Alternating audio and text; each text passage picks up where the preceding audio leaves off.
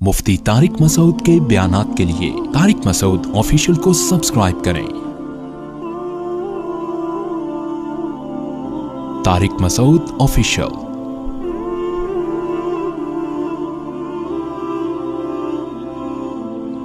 تو بقرعید کی جو قربانی ہے وہ اصل میں یہ درس دیتی ہے کہ آپ اپنے آپ کو اسلام کے سپرد کر دیں، اسلام کو اپنے حساب سے چلانے کی کوشش بولو نہ کریں۔ رسول اللہ صلی اللہ علیہ وسلم سے جب پوچھا گیا کہ قربانی کیا ہے تو آپ نے کیا فرمایا؟ سنت ابیکم ابراہیم، تمہارے باپ ابراہیم کی بولو سنت۔ کیا مطلب؟ اس حدیث میں بہت ساری باتیں چھپی ہوئی ہیں، بہت ساری علم و حکمت کی باتیں۔ دیکھو دنیا میں اس سے بڑا کوئی ظلم نہیں ہو سکتا کہ ایک انسانی جان کو قتل کیا جائے۔ ہو سکتا ہے؟ بولنا پڑے گا آپ لوگوں کو، ہے بھائی؟ کسی انسانی بلکہ کسی بے گناہ جان کو قتل کیا جائے، چاہے وہ جانور ہی ہو، انسان تو دور کی بات، بلا وجہ کسی جانور کو قتل کرنا بھی، بھائی پھر ویڈیو بنا رہے ہیں، ہلو بھائی ویڈیو نہیں بنائے، بلا وجہ کسی انسانی جان کو قتل کرنا ساری دنیا میں غلط سمجھا جاتا ہے، اور اسلام میں بھی کیا یہ عمل حرام ہے۔ کسی بھی جان کو، وہ جان اگر انسان کی ہو تو یہ جرم اور زیادہ بولو بڑھ جاتا ہے۔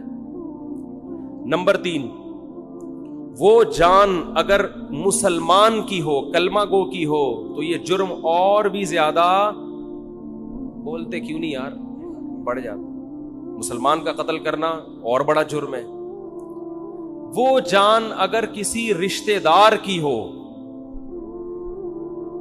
تو اس کا جرم اور زیادہ بڑھ جاتا ہے۔ رشتہ دار کو قتل کرنا کسی غیر کو قتل کرنے سے زیادہ بڑا جرم ہے۔ رشتہ داروں میں سب سے مضبوط رشتہ اولاد کا ہوتا ہے۔ اس کی دلیل یہ ہے کہ آپ کے مرتے ہی سب سے زیادہ وراثت کس کو ملتی ہے؟ اولاد کو۔ اس لیے اسلام نے سب سے گہرا رشتہ کس کا مانا ہے؟ اولاد کا۔ تو اولاد کو قتل کرنا قتل کی نوعیت میں اور بھی بڑا جرم۔ کیا خیال ہے بھائی؟ تو باپ کو حکم دیا جا رہا۔ اچھا، چھٹی بات، اولاد بھی ایسی جو بے قصور ہو۔ بعض دفعہ اولاد نے کچھ ایسے کام کیے ہوتے ہیں، آدمی غصے میں آ کے مار دیتا ہے اس کو، وہ بھی غلط کرتا ہے، قتل تو پھر بھی جائز نہیں ہے۔ لیکن اولاد اگر کیا ہو، معصوم اور نیک، کوئی قصور نہیں ہے اس کا، اس کو قتل کرنا اور بھی بڑا جرم۔ پھر وہ اولاد اگر نابالغ ہو تو شریعت میں نابالغوں کے حقوق بالغوں سے زیادہ ہیں۔ آج تو ان حقوق پر عمل نہیں ہوتا، یہ خوب مسئلہ سمجھ لیں۔ نابالغ بچے کا مال اس کی پرمیشن سے بھی آپ استعمال نہیں کر سکتے۔ نابالغ بچہ صدقہ کرے گا تو شریعت میں وہ کالعدم ہے، کیونکہ اس کو یہ حق نہیں ہے کہ اپنا مال کسی کو دے دے۔ وہ ابھی نہ سمجھے، شریعت نے اس کے تصرفات اور اس کے اس قسم کے افعال کو کالعدم قرار دیا ہے۔ نابالغ بچہ آپ کو اپنا پلاٹ گفٹ کر دے، شریعت اس کو کالعدم مانتی ہے۔ کوئی وصیت کر دے، کالعدم، سمجھتے ہو؟ کیونکہ اس کے مال کی حفاظت اور اس، اچھا نابالغ بچے سے آپ کوئی کام بھی نہیں لے سکتے۔ یہ بہت اہم پوائنٹ کی بات ہے۔ لوگ خدمت لے رہے ہوتے ہیں نا، وہ بچہ کوئی جا بیٹا یہ لے کر آ، جا بیٹا پانی لے کر آ، جا بیٹا یہ لے کر آ۔ تو علماء نے یہ مسئلہ بیان کیا ہے کہ نابالغ بچے سے آپ کوئی کسی قسم کی خدمت نہیں لے سکتے۔ والدین خدمت لے سکتے ہیں، اسی طرح استاذ والدین کی پرمیشن سے اتنی خدمت لے سکتا ہے جس کا تعلق تربیت سے ہو۔ بہت مشکل ہے بات سمجھانا، بہت مشکل۔ مثال کے طور پر آپ نے پڑھنے کے لیے اپنا بچہ کسی ٹیچر کے حوالے کیا، اب ٹیچر کا ادب بھی آپ چاہتے ہیں اپنے بچے کو سکھانا، تو ماں باپ نے بچے سے یہ کہا اور ٹیچر سے بھی یہ کہا کہ اس سے خدمت لیتے رہا کریں، کبھی کبھار پانی منگوا لیا، یہ کام کروا لیا، دکان سے جو ہے وہ کوئی چیز منگوا دی، تاکہ اس میں استاذوں کی خدمت کا جذبہ برقرار رہے. تو ٹیچر اس نیت سے اس سے خدمت لے سکتا ہے تاکہ اس میں خدمت کا جذبہ برقرار رہے, اور یہ بھی جب لے سکتا ہے جب بچے کے والدین کی طرف سے ٹیچر کو اس کی پرمیشن بھی ہو, کیونکہ اصل متولی ماں باپ ہیں, استاذ نہیں ہے. بہت مشکل ہے یار, کیسے سمجھائیں. تو لیکن آج کیا ہو رہا ہے, بعض اداروں میں بچوں سے محنت مشقت والے کام لیے جاتے ہیں, تو جائز نہیں ہے, ان سے خوب سمجھ لیں. اسی طرح ہنر سکھانے کے لیے بھی بچے سے خدمت لی جا سکتی ہے والدین کی پرمیشن سے. ماں باپ اپنے بچے کو میکینک بنانا چاہتے ہیں تو شو روم میں لے جا کے وہ جو ورک شاپ میں بٹھا دیا, تو وہاں جو بھی استاذ ہے اس سے کہا کہ بھئی اس سے پلگ پانا وغیرہ کھلواؤ تاکہ اس کو یہ کام آئے. تو ہنر سکھانے کی نیت سے بھی ٹیچر, استاذ وہ نابالغ بچے سے خدمت لے سکتا ہے. کس کی پرمیشن سے؟ ماں باپ کی. مگر اس میں بھی یہ ہے کہ یعنی زیادہ محنت مشقت والے کام اس صورت میں بھی جائز نہیں ہے جس سے وہ تنگ آنا شروع ہو جائے. سمجھتے ہو؟ یہاں ایک مدرسہ ہے, مجھے نہیں یاد پڑتا کہ میں کبھی کسی بچے سے میں نے پانی بھی منگوایا ہو, مجھے نہیں یاد پڑتا. تو یہ اصول ہے, خوب سمجھ لیں. تو اس سے پتہ چلتا ہے کہ نابالغ کے حقوق اسلام میں بالغوں سے زیادہ ہیں. ٹھیک ہے, تو اس کا قتل کرنا تو اور بڑا جرم ہوگا نا.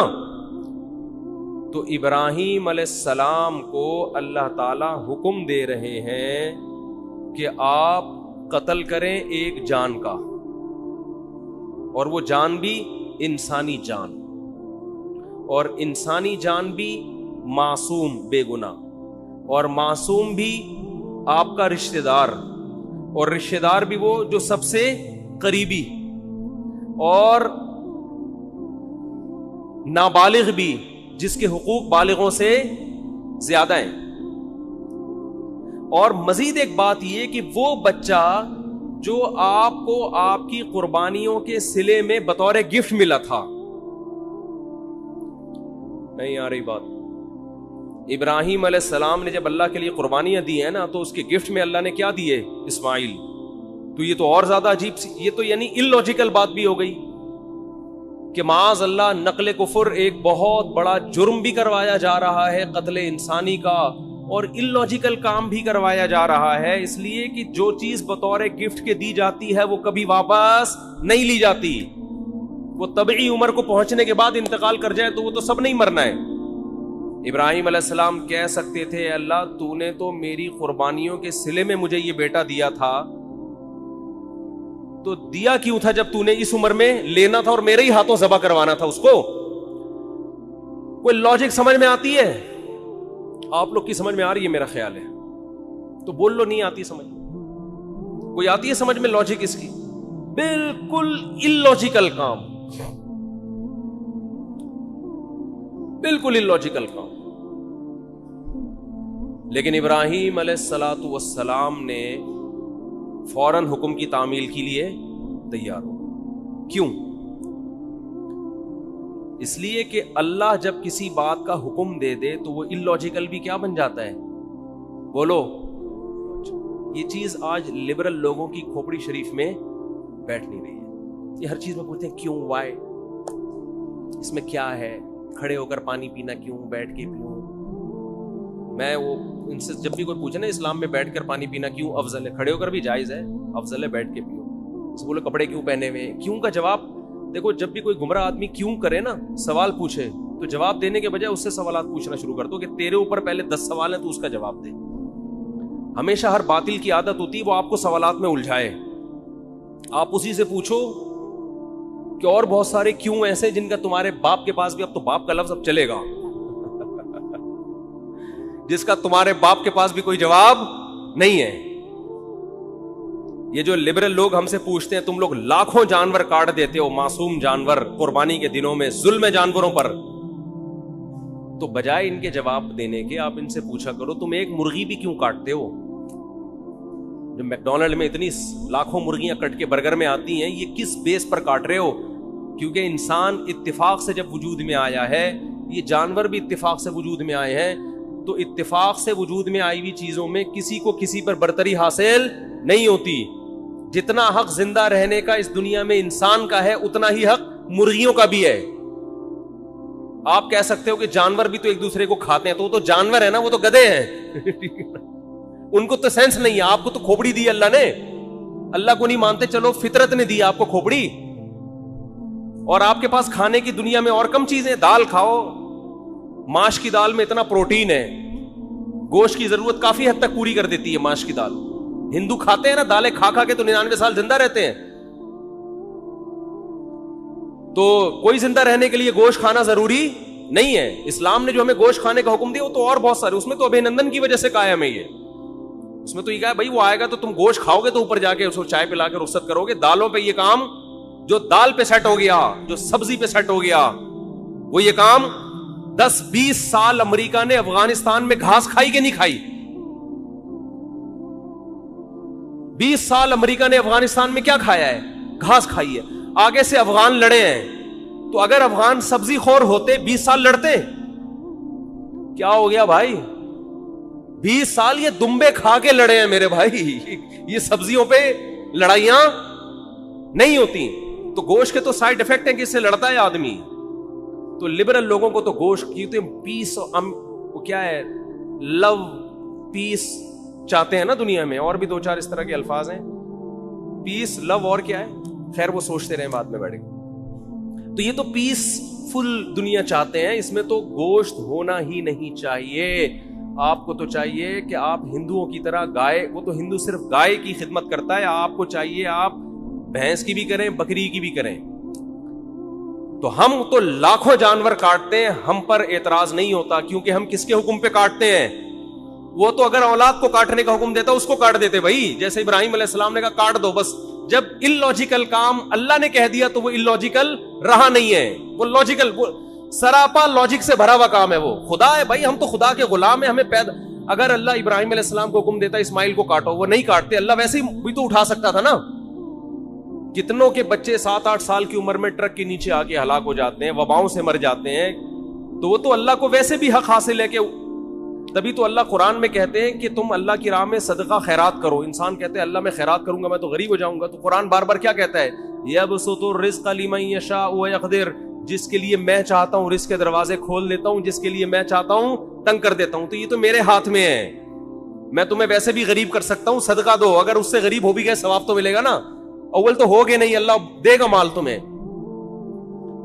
تو ہمارے پاس تو دلیل ہے ہمارے رب کی طرف سے, اس نے ہمیں حکم دیا بقرعید کے 3 دنوں میں اپنے حبیب سے کہلوا دیا صلی اللہ علیہ وسلم, اللہ کو جانور کا خون بہانے سے زیادہ کوئی عمل محبوب, بولو نا بھائی, نہیں ہے. تو ہمارے پاس تو دلیل ہے کہ ابراہیم کو اللہ نے حکم دیا اپنے بیٹے کو ذبح کرو. اولاد کا ذبح کرنا illogical کام, کسی انسان کو کاٹنا illogical, لیکن اللہ کے کہنے سے کیا بن گیا؟ لاجک سے بھرا ہوا. اب اس پہ اعتراض کرنا illogical ہے. تو وہ خدا اگر ہمیں دمبے کاٹنے کا حکم دے اور اس میں انسانوں کا فائدہ بھی ہو, خود ان جانوروں کا بھی فائدہ ہے, خود ان جانوروں کا. اگر یہ جانور نہ کٹیں تو یہ تو بڑھاپے میں ان کو کون پوچھے گا؟ آپ انڈیا میں گایوں کی حالت دیکھو, بوڑھی گایوں کی, جن کو ماں جب بنایا ہے تو ماں جیسا بڑھاپے میں سلوک تو کرو ان کے ساتھ. کوئی پوچھنے والا نہیں ہوتا ان جانوروں کا. ان جانوروں کا جوانی میں کٹ جانا ان کے لیے بھی فائدہ مند اور انسانوں کے لیے بھی فائدہ مند ہے. اور اللہ کہتے ہیں سخرھا لکم, ان جانوروں کو اللہ نے کس کے لیے بنایا؟ ہمارے لیے. تو جو مذہب کو نہیں مانتے ان سے سوال ہے کہ تو ایک مرغی بھی کس بیس پہ کاٹتا ہے بھائی, تم شکار کس بیس پہ کرتے ہو؟ یہ جانوروں کو بھی زندہ رہنے کا اتنا حق ہے جتنا انسانوں کو ہے. تو ان سے سوال کیا کریں ان کے بجائے ان کا جواب دینے کے. تو میں یہ عرض کر رہا تھا کہ ابراہیم علیہ السلام نے جو کام کیے دنیاوی قانون کے لحاظ سے وہ سارے کے سارے illogical, کوئی لاجک اس کی. کیا ہو گیا یار, پسینے میں ڈوب رہے ہیں اور منہ سے پھوٹ دو یار, نہیں بنتی نا. آج تو کچھ زیادہ ہی مرجھائے ہوئے لگ رہے ہیں. اس کی کوئی, پشاور میں جب میں نے جملہ ادھورا چھوڑتا نا, ایسے ادھر سے آواز پورا مجمع گونجتا, تو ان کو میں نے کہا فل ان دا بلینکس, مگر آرام سے, خالی جگہ پر کرو مگر آرام سے. لوگوں میں جوش ہے نا، دمبے. تو دمبا بولتا ہے دمبا کیا ہے؟ بولتا ہے. مچھلی نہیں بولتی. مچھلی میں زیادہ طاقت نہیں ہے. طاقت کس میں ہے؟ مچھلی کھایا کریں، ویسے صحت کے لیے اچھی چیز ہے، لیکن جو پاور آئے گی نا، بازوؤں میں طاقت آئے گی، وہ دمبے سے آئے گی، وہ مچھلی سے نہیں آئے گی. خیر، تو ابراہیم علیہ السلام نے جو سارے کام اللاجیکل کیے، تبھی تو وہ کیا بنے. دیکھو، اس کا یہ مطلب نہیں ہے کہ ہر اللاجیکل کام آپ کرنا شروع کر دو. ہمارے دینداروں میں یہ ایک بڑا مسئلہ ہے، جتنے بھی کام کریں گے سارے کھوپڑی سے، کسی کی کھوپڑی میں سمجھ میں نہیں آئیں گے یہ کر کیا رہے ہیں. جب اللہ اس کے رسول نے حکم دے دیا تو پھر نہ دیکھو. جب تک حکم نہیں دیا تو ہمیں کھوپڑی استعمال کرنے کا حکم ہے. کوئی بھی لاجیکل کام کرنے کی ہمیں اجازت نہیں ہے. دکان کو بند کیا، آیت الکرسی پڑھ کے پھونک مار کے آگے کے ڈاکوؤں سے حفاظت رہے گی، تالا نہیں لگایا، تو یہ لاجیکل ہے یا اللاجیکل ہے؟ اسلام نے حکم دیا بھائی پہرے رکھو، تالے لگاؤ، حفاظت کرو. نبی نے حکم دیا رات کو چراغ کو جلتا ہوا مت چھوڑو. فَإِنَّ الْفُوَيْسِقَةَ تَضْرِبُ النَّارَ عَلَىٰ أَهْلِهَا. چوہا بعض دفعہ چراغ کو الٹ کے آگ لگا دیتا ہے. اتنی احتیاط کا حکم دیا ہے. تو رات کو آگ کو جلتا ہوا چھوڑنا اللاجیکل کام ہے. اس کی کوئی نہ ضرورت ہے اور یہ حادثے کا ذریعہ ہے. نبی نے فرمایا، ایک صحابی ایسے کنکر کو نا ایسے پھینک رہے تھے، آپ نے فرمایا یہ اس سے نہ کوئی دشمن ہلاک ہوگا، اس سے کسی کی آنکھ پھوٹ سکتی ہے. لوگ اٹھا اٹھا کے پتھر پھینک رہے ہوتے ہیں نا، ویسے ہی ٹائم پاس کرنے کے لیے کسی کے لگ سکتا ہے. ہر کام سے پہلے آپ نے 100 دفعہ سوچنا ہے کہ اس کی کوئی لاجک بنتی ہے کہ نہیں بنتی. لیکن جہاں اللہ کا حکم آ جائے تو بس یہی لاجک ہے کہ کس نے حکم دیا ہے؟ اللہ نے. سمجھتے ہو؟ اسی میں ایک بات خوبی ابھی جب بات چل پڑی ہے، والدین جب کسی بات کا آرڈر کیا کریں نا اور اس میں آپ کا کوئی بڑا نقصان نہ ہو، تو یہ نہ دیکھا کریں کہ یہ کیوں. بھئی یہ اب کس کا حکم ہے؟ باپ. یہ باپ کا حکم ہے، ماں کا حکم ہے، ان کو خوش کرنے کے لیے کرنا ہے. اس میں زیادہ پنچایتوں میں نہ جایا کریں یہ کیوں کہہ رہے ہیں، یہ کیوں کہہ رہے ہیں. بھائی جو کہہ رہے ہیں کر لو یار، یہ خوش ہو جائیں گے، بس ان کو خوش کرنا ہمارا مقصد ہے. بحث بہت ہوتی ہے آج کل، میاں بیوی میں بحثیں چل رہی ہوتی. شوہر کسی بات کا آرڈر دیتا ہے، آرڈر یا گزارش کرتا ہے، آرڈر کا لفظ ذرا سخت ہو گیا، بیہائنڈ دا سین آئے گا. اب کسی نے میرا ایک بنایا بیہائنڈ دا سین، میں نے کسی چلے چھوڑے، تو ریکویسٹ کرتا ہے. چھوڑو یار اس ریکویسٹ کو بھی، ٹائم بہت تھوڑا ہے نا. یہ قربانی کا فلسفہ ذرا کھوپڑی میں اچھی طرح بٹھا دوں میں. تو ہم جو جانور ذبح کرتے ہیں، کیوں؟ کوئی ہم سے پوچھے کیوں، وجہ کیا ہے؟ بھائی کس نے حکم دیا؟ اللہ نے. ایک بات خوب سمجھو. دوسری بات دیکھو، آج میں نے دیکھا ہے جو وہ چیزیں ہمیں نظر آ رہی ہیں جو بچپن میں ہم جن کا تصور نہیں کرتے تھے، جو بہت غلط ہو رہا ہے کام. بقرعید کے جو ایام ہیں ان میں روزہ رکھنا کیوں حرام ہے؟ اس لیے کہ یہ گوشت اللہ کی طرف سے ضیافت ہے اپنے بندوں کے لیے. اس کا مطلب بقرعید میں ہمیں یہ گوشت کھانا چاہیے. یہ تکبر ہے گوشت سے اجتناب کرنا بقرعید کے ایام میں. میں حیران ہوتا ہوں، بقرعید کے دن دعوت کر رہے ہوتے ہیں لوگ، چکن کھلا رہے ہوتے ہیں، چکن بریانی پکائی ہوئی ہے. بھائی یہ تو بہت برا عمل ہے. مسلمانوں کا شعار ہے یہ قربانی کا گوشت. کس بیس پر آپ چکن پکا رہے ہو؟ کوئی پرہیز ہو کسی کو تو ایک الگ بات ہے. کہہ رہے جی مہمان زیادہ آ گئے تو چکن کھلا رہے ہیں ان کو. ہمارے نبی کھانے پینے کے شوقین نہیں تھے. بہت قناعت، جو کی روٹی، کھجور، وہ بھی 40 دن گھر میں چولہا نہیں جلتا. لیکن بقرعید کے دن آپ صلی اللہ علیہ وسلم قربانی کے گوشت کھانے کا اتنا اہتمام کرتے کہ بقرعید کے دن پہلا نوالا جو آپ کے حلق مبارک میں اترتا وہ قربانی کے گوشت کا، کہ اللہ کی طرف سے ضیافت ہے تو ہم گوشت کا انتظار کریں گے. ہمارے ہاں لوگ گوشت کو گوشت کے طور پہ دیکھ رہے ہیں، اللہ کی ضیافت کے طور پہ نہیں دیکھ رہے. اس کو گوشت لے رہیں گے. ایک صاحب ہیں ڈیفنس میں، انہوں نے قربانی کی ساری قربانی صدقہ کر دیتے ہیں، اپنے گھر میں کرتے ہی نہیں قربانی. میں نے کہا کیوں؟ کہہ رہے یار ہم تو پورے سال گوشت کھاتے ہیں تو اس لیے میں گھر میں قربانی نہیں کرتا، سارا ادھر ادھر بس گھر میں ہمارا دکان سے ہی آ رہا ہے. یہ بہت بری حرکت ہے بھائی آپ کو اللہ اس لیے تھوڑی قربانی کروا رہے کہ پورے سال آپ جو بیچارے دال کھاتے ہیں تو وہ گوشت کھا لیں، اس لیے تھوڑی کروا رہے اللہ قربانی. جب کوئی عزت دار آدمی آپ کو دعوت دے اور کہے کہ ہماری دعوت میں آئے، آپ پوچھیں کیا پکاؤ گے، وہ کہے میں قورمہ بریانی، اور آپ دعوت سے شارٹ ہو جائیں.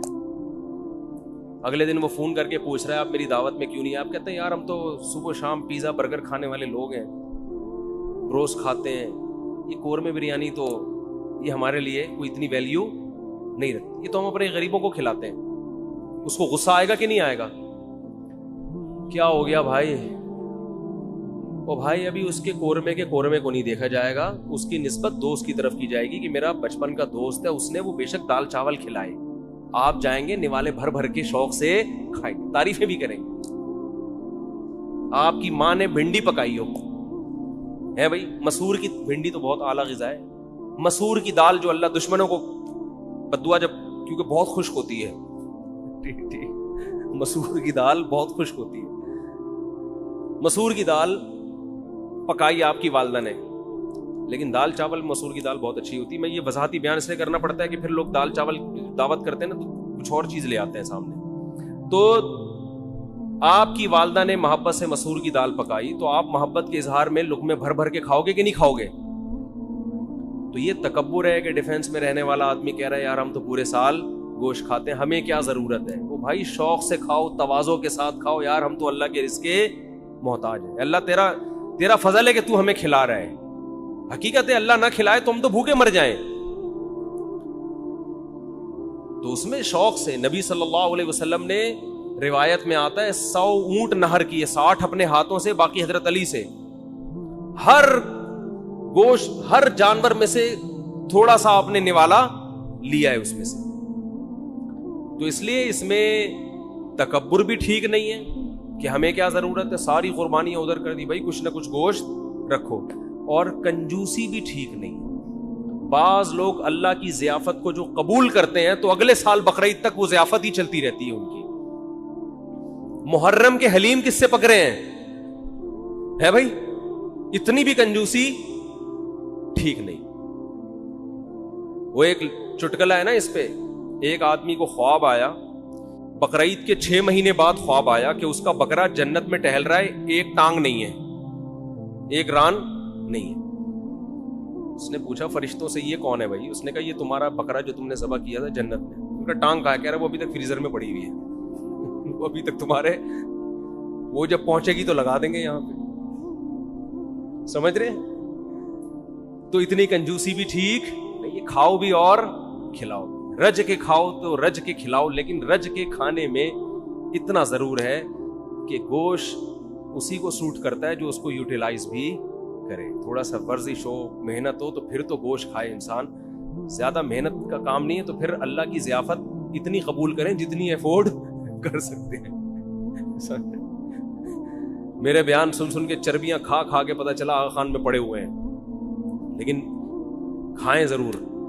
اور ایک اہم بات یہ بھی کہ جو غریب آدمی ہے جسے پورا سال گوشت کھانے کو نہیں ملتا، وہ اگر قربانی کرتا ہے تو فقہا کہتے ہیں اس کے لیے اسٹور کرنا یہ صدقہ کرنے سے زیادہ بہتر ہے. سمجھتے ہو ایسے غریب بھی ہیں جو بیچارے پورے سال گوشت نہیں ملتا، ان کے بچے ہیں، فیملی ہے، تو اس کے لیے اسٹور کرنا یہ صدقہ کرنے سے زیادہ بہتر ہے، کیونکہ اپنے بچوں کا حق دوسرے کے بچوں سے پہلے. تو بعض غریب بھی سخاوت دکھاتے ہیں، ان کے بچے بلک رہے ہوتے ہیں، ابا اتنے عرصے کے بعد بکرا دیکھنے کو ملا ہے، اتنا گوشت دیکھنے کو ملا ہے، امیدیں تھی کباب کوفتے بنا بنا کے پھوڑتے، ابا نے سخاوت میں آ کر سارا خالو کو دے دیا، ماموں کو دے دیا. تو فقہا نے مسئلہ بیان کیا ہے کہ بھائی اگر کوئی آدمی غریب ہے، اس کے خاندان بڑا ہے، تو پورا گوشت اسٹور کر لے. بچوں کا حق پہلے، بچوں کو پہلے فوکس کرے، بیوی بچوں کو اپنے. سمجھتے ہو کہ نہیں سمجھتے تو وہ پھر اس پہ آپ طنز نہ کریں کہ 6 مہینے بعد حلیم کیوں پکڑا ہے. بھائی اس کا مسئلہ ہے، وہ اللہ نے اس کو، تو بچوں کو پہلے کھلائے باقی بعد میں. تو یہ جو قربانی کے 3 حصے کیے جاتے ہیں یہ فرض واجب نہیں ہے، یہ مالدار کے لیے ایک مستحب حکم ہے کہ آپ مالدار ہیں تو آپ تو پورے سال کھاتے رہتے ہیں، ایک حصہ آپ کھا لیں، آپ اللہ کی طرف سے ضیافت ہے، ایک حصہ رشتہ داروں میں بانٹ دیں. اگر رشتہ دار مالدار ہیں تو پھر ان کو بھی بانٹنے کی ضرورت نہیں ہے. ایک تھرڈ آپ کیا کر دیں غریبوں کے لیے. قرآن کہہ رہے ہیں فَكُلُوا مِنْهَا وَأَطْعِمُوا الْقَانِعَ وَالْمُعْتَرَّ, قناعت والے کو بھی اور جو دیکھنے سے مسکین لگ رہا ہو, یعنی اتنا مسکین ہو کہ اس کی غربت کے آثار اس کے چہرے پہ ظاہر ہو جائیں, صحت سے پتہ چل رہا ہے کہ بیچارے کو گوشت کھانے کو نہیں ملا, تو غریبوں کو بھی کھلاؤ, خود بھی کھاؤ. تو جو غریب ہے وہ سارا کھا لے, جو مالدار ہے وہ ایک تہائی صدقہ کر دے.